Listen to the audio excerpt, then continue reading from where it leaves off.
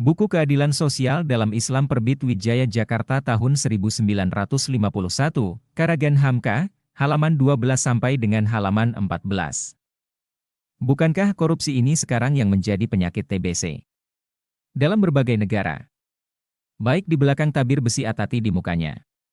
Nabi mengangkat seorang pegawai dari persukuan Azad, bernama Ibnul Lutbiyah, untuk memungut zakat di suatu negeri. Setelah dia pulang, diserahkannyalah zakat pungutannya itu dan dia berkata, "Inilah zakat yang aku pungut itu, aku serahkan. Tetapi yang ini adalah hadiah orang untuk diriku sendiri."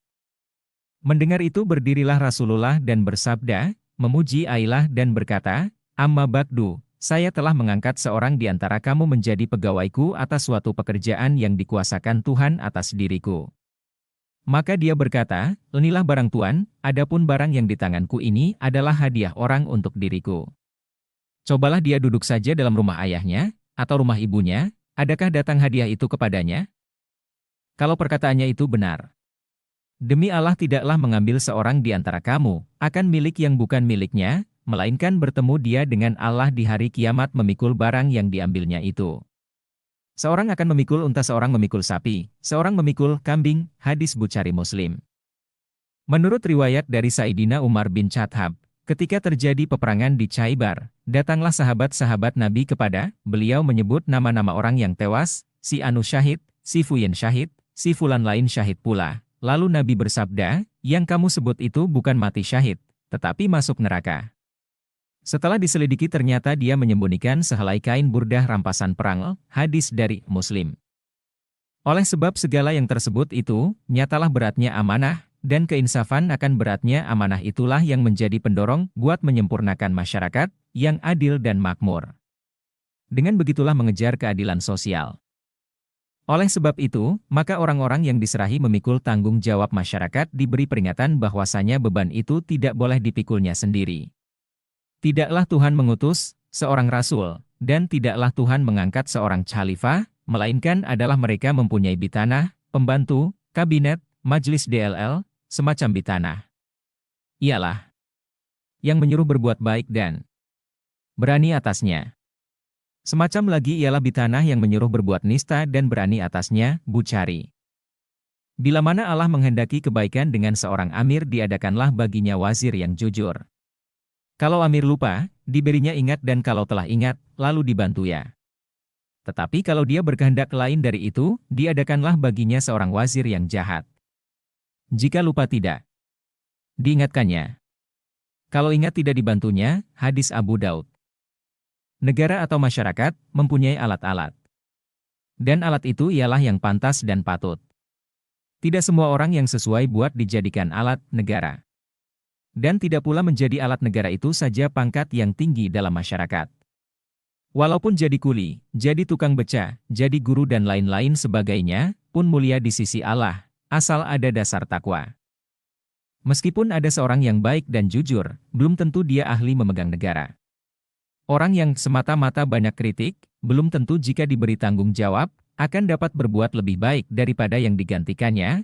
Oleh sebab itu adalah beberapa orang sahabat yang diberi nasihat oleh Rasulullah supaya jangan ditimpa penyakit ingin pangkat. Karena ini adalah amanat. "Wahai Abdurrahman bin Samurah, janganlah engkau meminta pangkat. Karena jika engkau diberi pangkat yang tidak engkau minta, dapatlah engkau ditolong orang atasnya.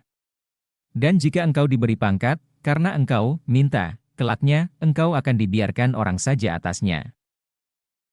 Wahai Abdurrahman bin Samurah, janganlah engkau meminta pangkat. Karena jika engkau diberi pangkat yang tidak engkau minta, dapatlah engkau ditolong orang atasnya.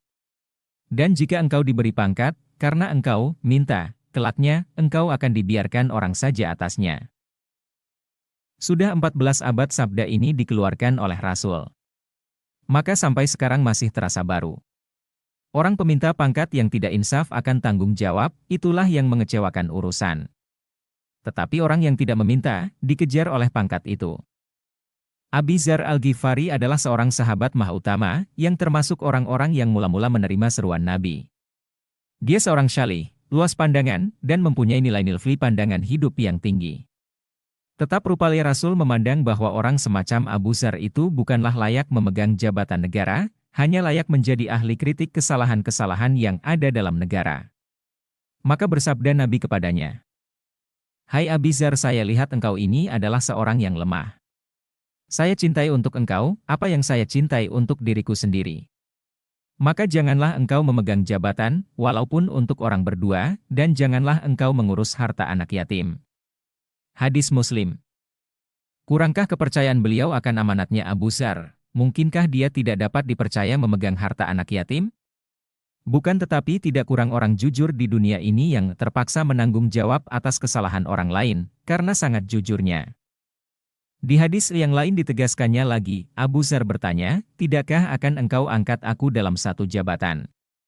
"Ya Rasulullah." Beliau menjawab, "Hai Abu Dzar, engkau lemah, padahal ini adalah amanat dan di hari kiamat hanya kehinaan dan kesesalan. Kecuali bagi yang sanggup mengambilnya menurut haknya dan membayarkan dengan semestinya." Muslim. Demi Allah, kami tidaklah takkan mengangkat seseorang memikul suatu jabatan karena dimintanya, atau karena sangat inginnya kepadanya. Bucar Muslim. Sampai begitu sudah mendalamnya tuntunan-tuntutan yang digariskan Rasulullah dengan pertolongan wahyu Tuhan, bagaimana hendaknya supaya tercapai masyarakat yang adil, keadilan sosial dan pemerintahan yang teratur dan negara yang adil dan makmur. Sesudah itu jika terjadi kesulitan-kesulitan atau peristiwa yang mengganggu keamanan masyarakat adil itu, setiap orang dalam masyarakat diberi tanggung jawab menyelesaikannya di bawah pemilikan pemerintahan yang kuat. Maka terserahlah kepada kita menyempurnakannya, jangan dia sampai basi dan bobrok karena perubahan zaman. Masyarakat senantiasa berkembang. Dasar tetap dipegang, tetapi perkembangan-perkembangan masyarakat tidaklah boleh dimungkiri.